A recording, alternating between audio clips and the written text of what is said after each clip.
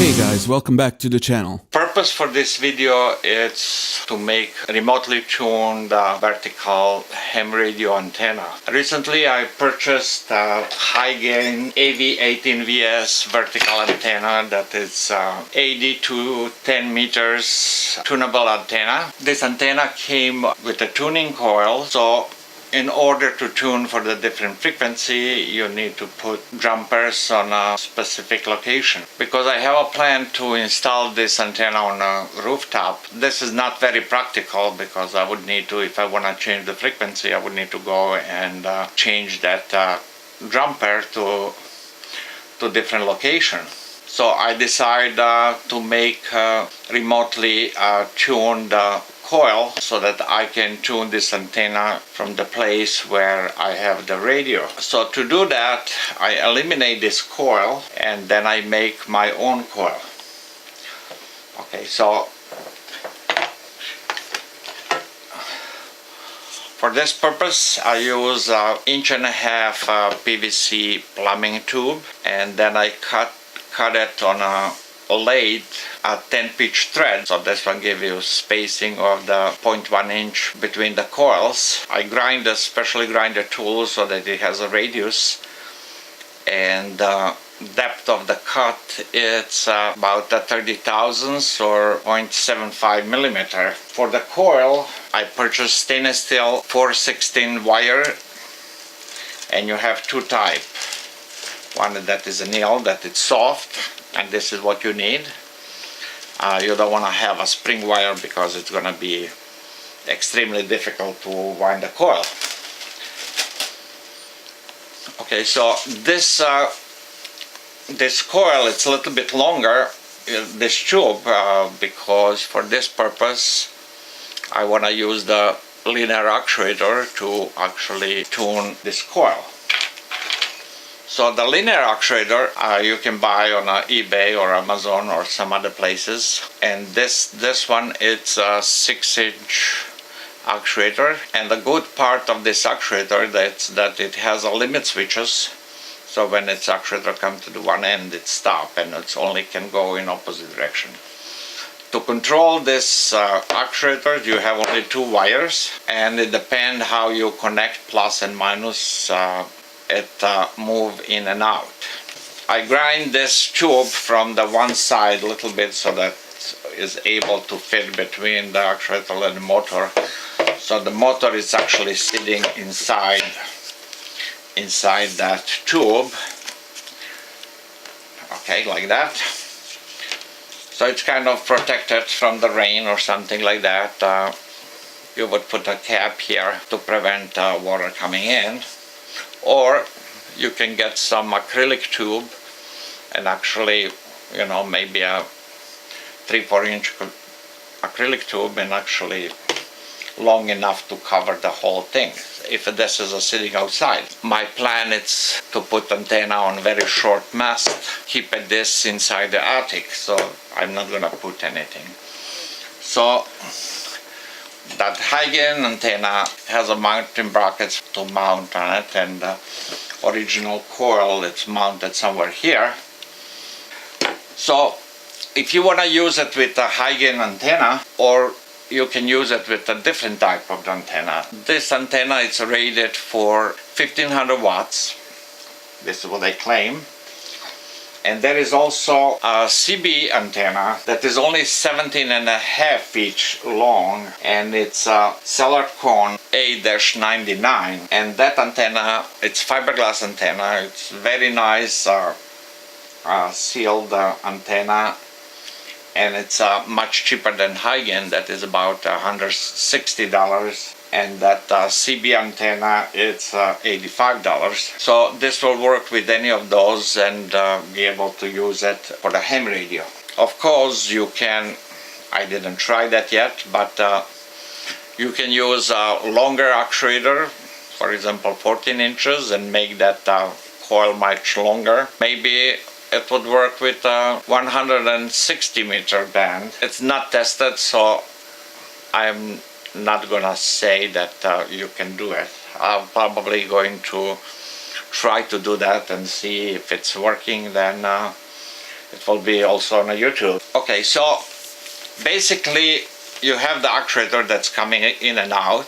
When you wind the coil, you start from one side, and here on the end you would wind the wires next to each other, and before you wire it you would put underneath a piece of stainless steel foil or something, or aluminum. So when you wind it so that this whole section is short, so when the slider comes to that point it completely eliminates the coil, because for some frequency you don't need additional coil.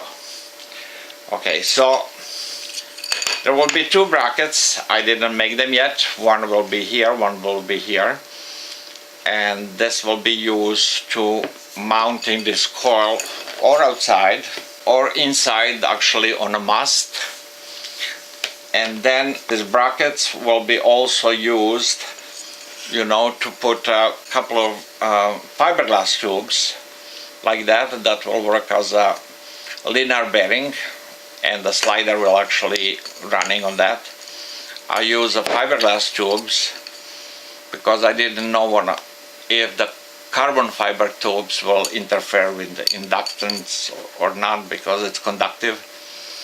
And those tubes are available in pretty much any hobby stores. This is a half-inch, 20-inch long tube, and I cut it on a half.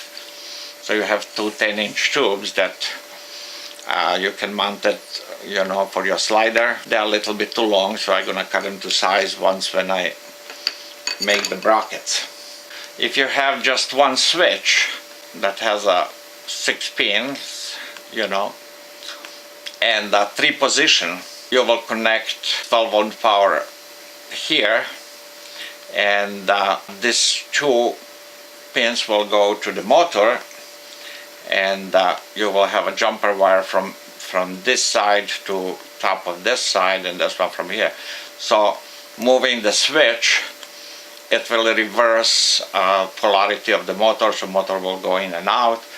So best thing would be, this is not one, best thing would be 3-position momentary switch, so when it's in a center position, motor is not powered and it's stable, or just pushing it down or pushing it up, it will move the motor as long as you're holding the switch in a specific position.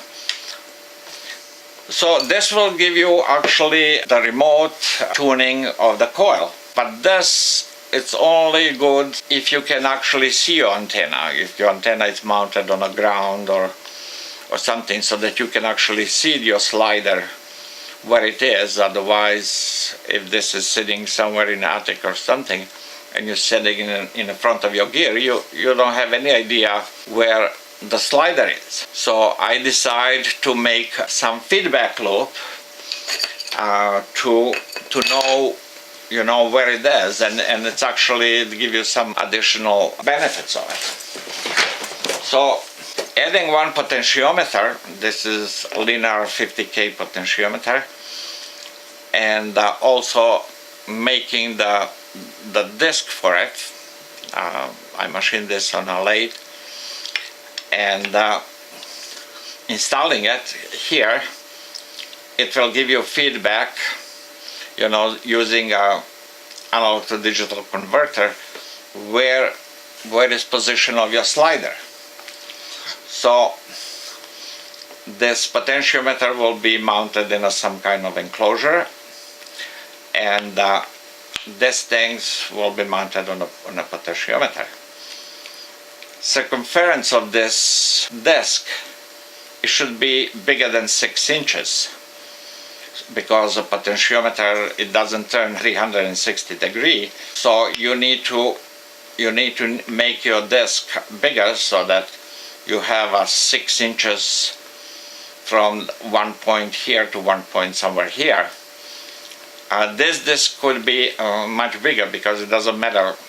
You will calibrate your analog to digital converter, and it will know, you know, where you are. So basically this would be mounted somewhere here, and that would be a fishing line or something that will last long time.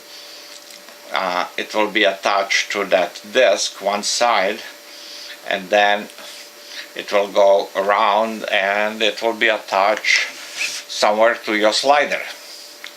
So when the slider is moving, these things will move and turn the potentiometer, so you will know where it is. But when you're going back, you know, the potentiometer will not turn back because there's nothing is driving it. We have only pulling force. So for the potentiometer to turn back, you would need to install some kind of a spring.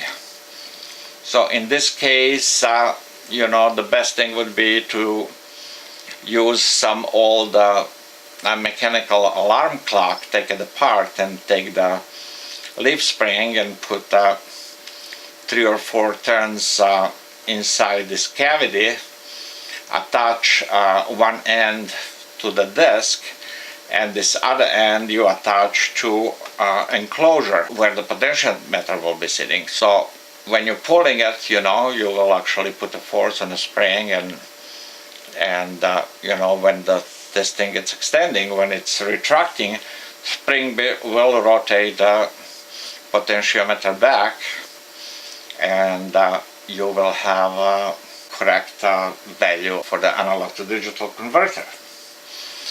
Okay, so if you do that, if you want to have the feedback, you need to have some kind of a controller to do that. So I like to make my own controllers because then I can program them and see what they're doing and make the changes if I need to. So I made my own small controller using the PIC chip, so I will be able to use this analog to digital converter, you know, that is built in a chip, you know, to read the potentiometer value. And then you would add a LCD display. You can put some small LCD display that it's only 2 lines, 8 characters each. So for example, you will have a value of the analog to digital converter, you know, on the top, and on the bottom you will have the frequency that you would actually put it in based on a value of what is on the top. For calibration, you will need to do, you know, actually tune your coil for specific frequency for the minimum SVR, see what the numbers you get from analog to digital converter, and then your program you put, you know, if this number is that means this is some frequency, you know, that it's antenna tuned to. You can use the bigger, you know, if you want to do more descriptive, or you can even put a LCD, the graphical LCD, and have some more option. Other option for that is using Arduino. If you use Arduino, you can buy the Arduino very inexpensively. You can put graphics touchscreen on it. So this is Arduino Uno with a touchscreen. So with this one you can actually do the same thing, plus you can program buttons on it, you know, that it's a specific frequency, and then when you press this button, the motor will move up to until it reaches the feedback from the potentiometer and stop there, you know, to tune the specific frequency.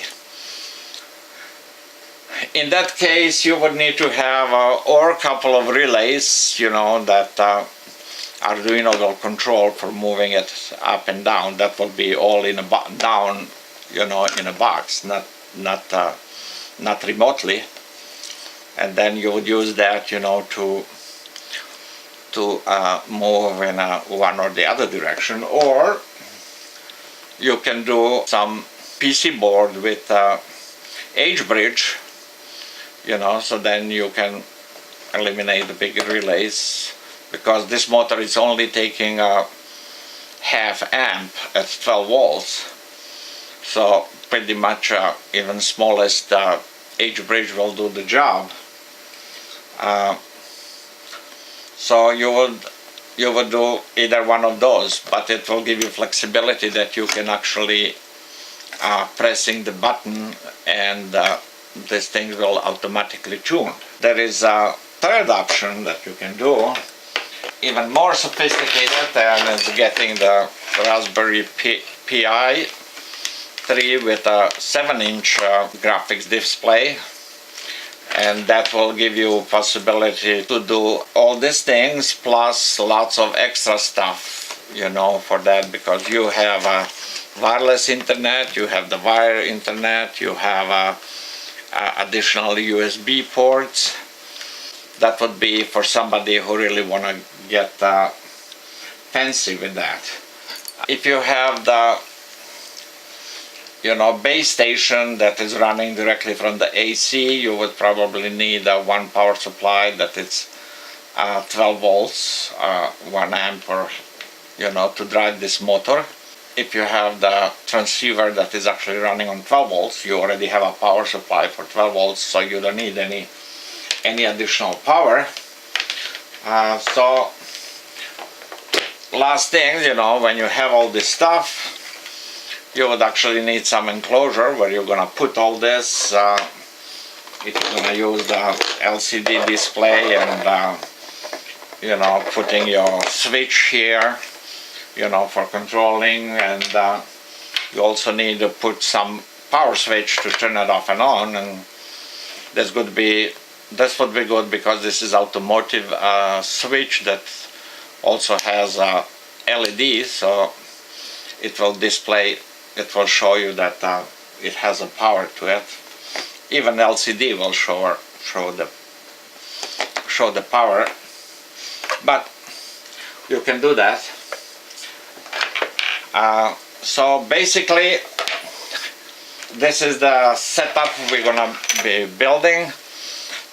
You can also make a dual coil, making 2 tubes running with 1 actuator for tuning the dipole antennas, and then you will have one side connected to one of the dipoles, another side to another one. So you can do that. Also, you can use it as in a mobile application where you can use that coil mounted somewhere on a car with a shorter whip antenna. I'm not sure yet how these things will work and how big the coil it needs to be. So we're gonna start first with that, and next phase would be trying to get a longer actuator and see if we can get 160 meters, with a vertical antenna.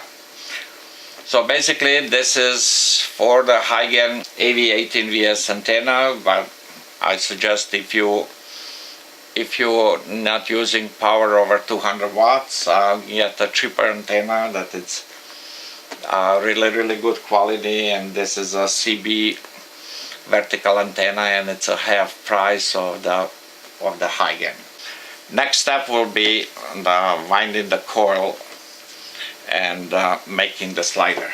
To power the actuator and get the feedback from the potentiometer, we would actually need additional 5 wires. So to eliminate number of wires, this is another idea. We can use 4 diodes, and in this configuration, no matter how the power is connected on one side, there's a plus here, minus here, or the reverse, we will always get the plus and the minus out of this diode. So the diodes are connected, so the 2 cathodes, I don't know, it's very well visible on a screen, are connected to the positive side, and these 2 wires, they are same color because it doesn't matter where it's plus and minus connected. If you have a plus on one, it will connect here. If it's a plus here, it will go here.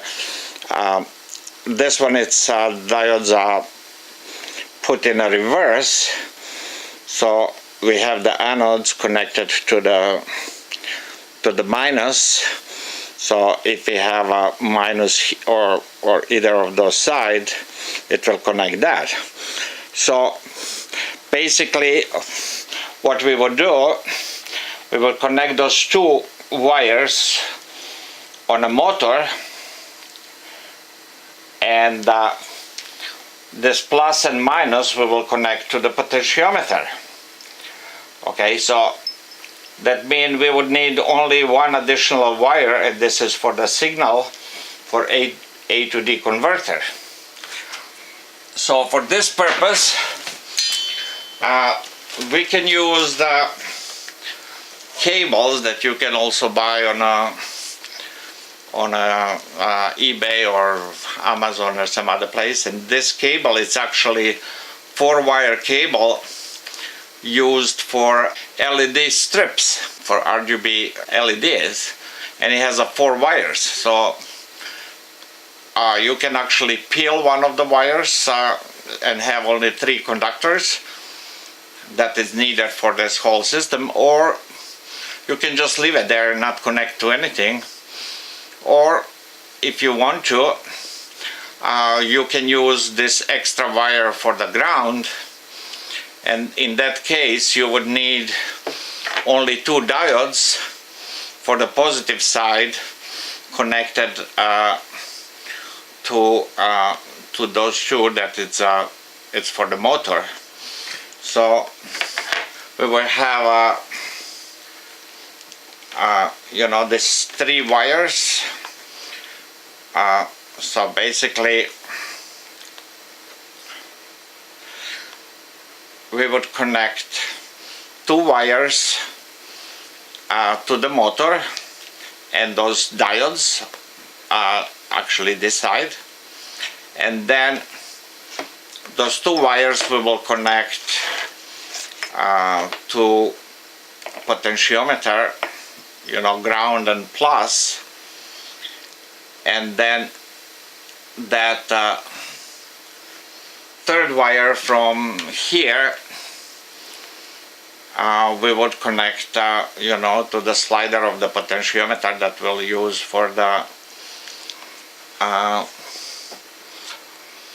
analog to digital converter.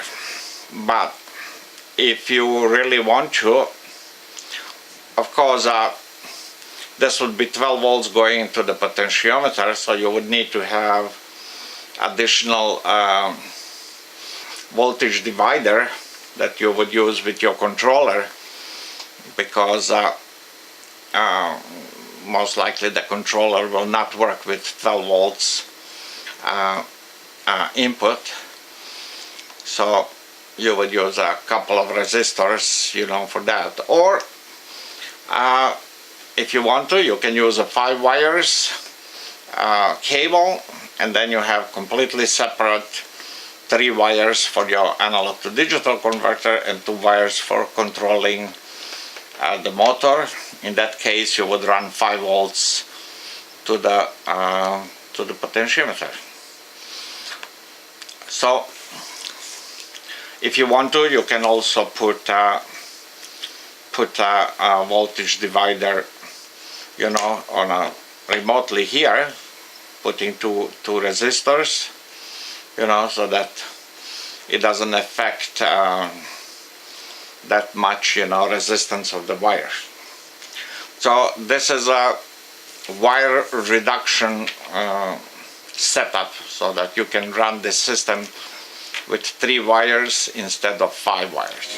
Okay, this is winding the coil on a lathe, but it could be wound manually, but with a lathe it's a little bit easier.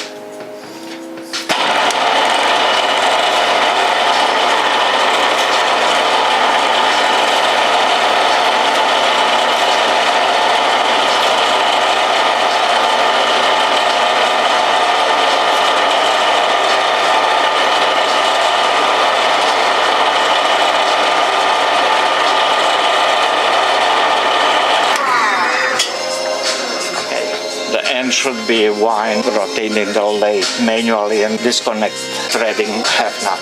A small piece of the shim stock or aluminum foil should be used for the shortening all those coils on end. I'm using stainless steel 1000 thick shim stock. Pitch for the coil, it's 8 turns per inch.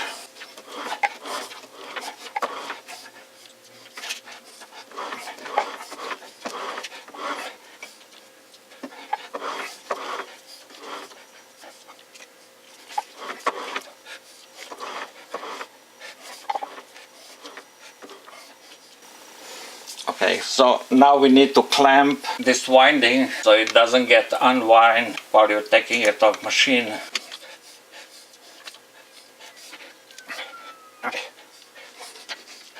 Here are all components to build the remote antenna tuner. This is a coil that is wound on a 1.5 inch PVC tube.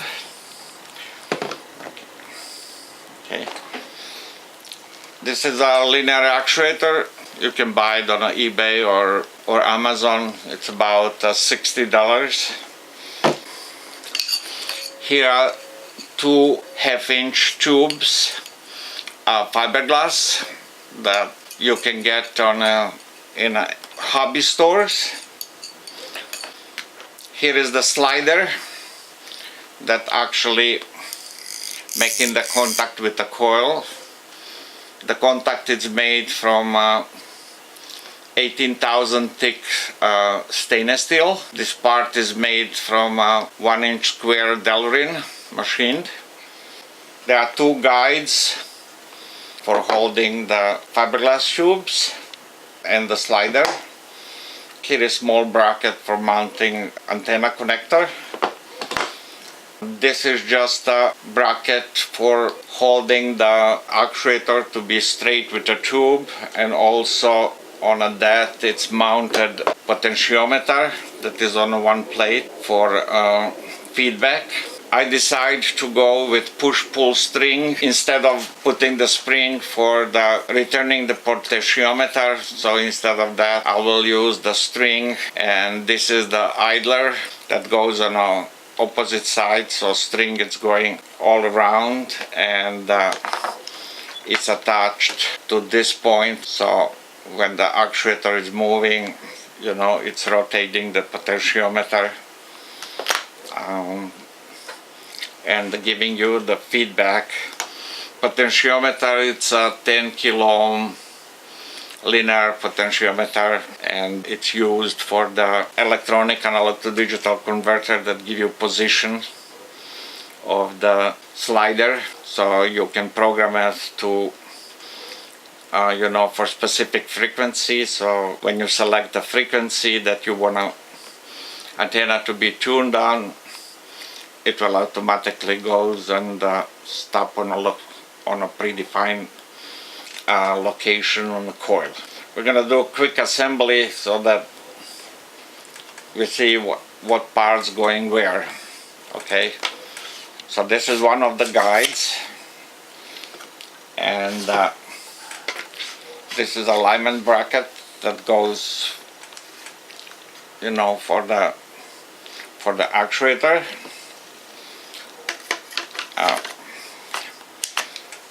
Actuator is mounted, its motor is going inside the tube. Here is the shoulder screw that it used for the idler, and it's mounted on the side of that guide bracket.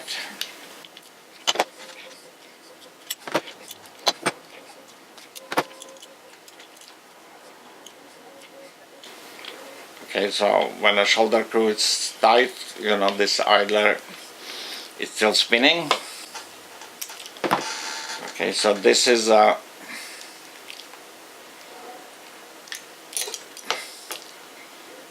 part that goes actually on a potentiometer.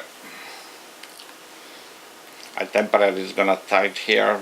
Later we're gonna align it to be straight with the with the idler.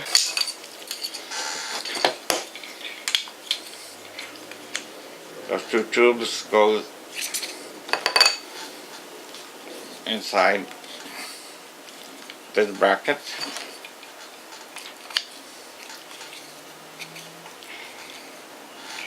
Okay. Then slider goes on the top, and then we push those two tubes to the second guide and up. Guys, look like that.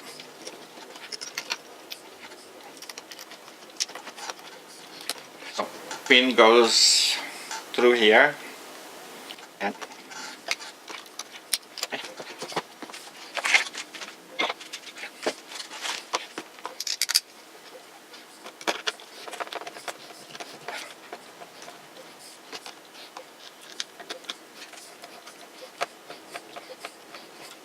okay, so this is the whole assembly.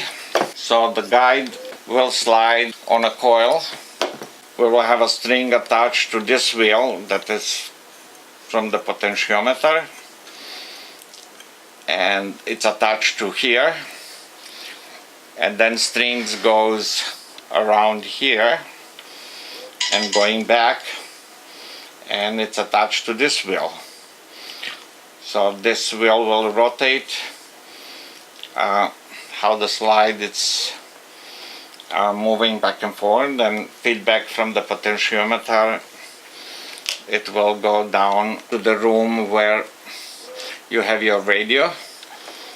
So here I'm gonna put the screws and attach this permanently to the tube, you know, from this side and this side. And then when it's all this aligned and screwed in, then I'm gonna put a string and found out the length of the string that is needed, one that goes here and attached somewhere, and then another one that goes around, and we will have a piece of spring here that hold that thread under the tension. From connector there will be wire coming to here, and it's gonna be one with a silicone rubber so that it's flexible. You know how this thing is moving. And from this part the wire will go to the antenna, and the ground that will be soldered here is actually be attached to the post, you know, that holding the antenna. So it's gonna be mounted like that on a post inside the attic. So if you wanna use this outside, you know, you can make the cover from some acrylic tubing and actually cover the whole thing and close it on the top so that rain doesn't get into it. Now I'm gonna align those three brackets, put the screws in, and then make the string that will be attached, you know, to the potentiometer. This is operation of the feedback mechanism for position of the slider on a coil. So this will show the operation of the slider.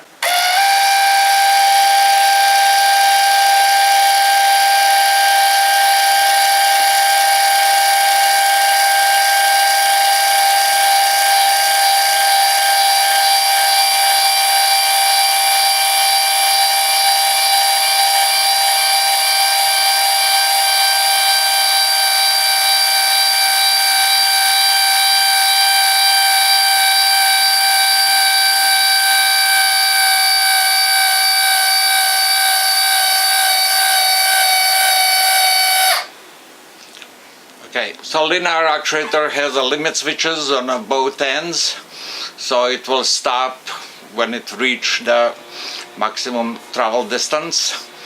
The wires, it's silicone insulated wired, so it's very soft, so it will not break. Reversing the wires on a actuator will start moving in opposite direction.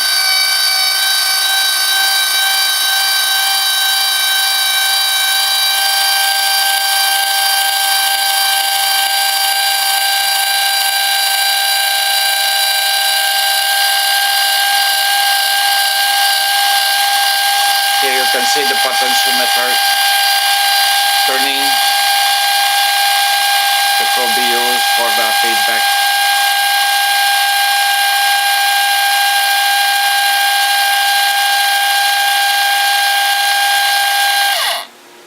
Okay, so it reached another limit switch and it stopped.